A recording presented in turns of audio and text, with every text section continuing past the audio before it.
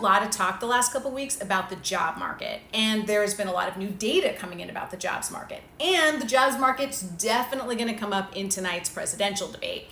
Here's the confusing thing. All this data we've gotten in the last couple months, you can look at this data and you can draw very different conclusions. You can look at the data that's come in the last couple months and see that the jobs market is in a really bad place. You can look at the same data and conclude that the jobs market is in a really good place. So I will lay out both cases for you and you can see which one feels more true to you.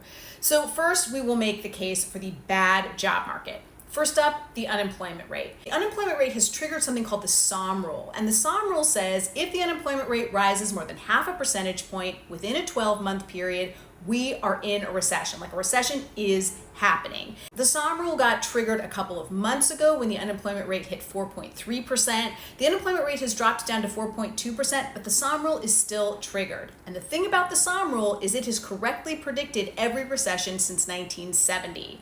So that's not a good sign. So that is bad sign number one. Bad sign number two, this last jobs report, not great. 142,000 jobs added in 4 weeks is pretty slow.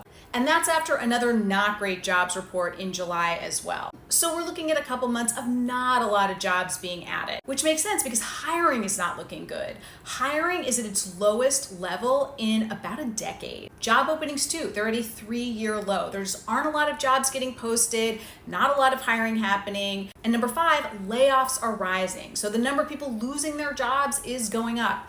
Also, just the vibes are bad. And I know that that is not necessarily data backed, but hiring managers are people too. CEOs are people too. They feel vibes. And so if they feel like things feel off in the economy, things feel off in the job market, they might hold back. So that is the case for the bad job market. And it's a pretty strong case, but you can look at all the data that we just talked about and make a pretty strong case that the job market is doing quite well. And here's the case for the great job market. Number 1, the unemployment rate. So I know this was number 1 with the bad news, but also 4.2% unemployment is really low. A 4.2% unemployment rate is near historic lows for our job market.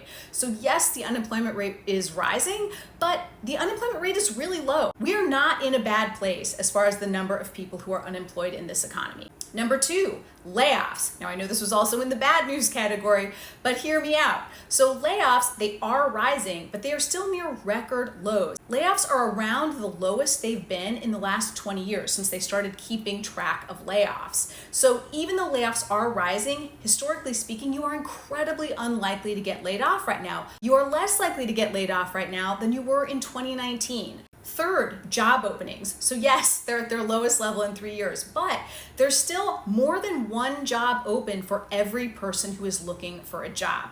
Now, during the height of the job market back in 2021, when things were really hot, there were about 2 job openings for every person looking for a job. So we're not there, but there is more than one job opening for every person looking for a job. So there you go. There's the case for the terrible jobs market and the great jobs market. Let me know in the comments which resonates more with you. I'd be very curious to hear.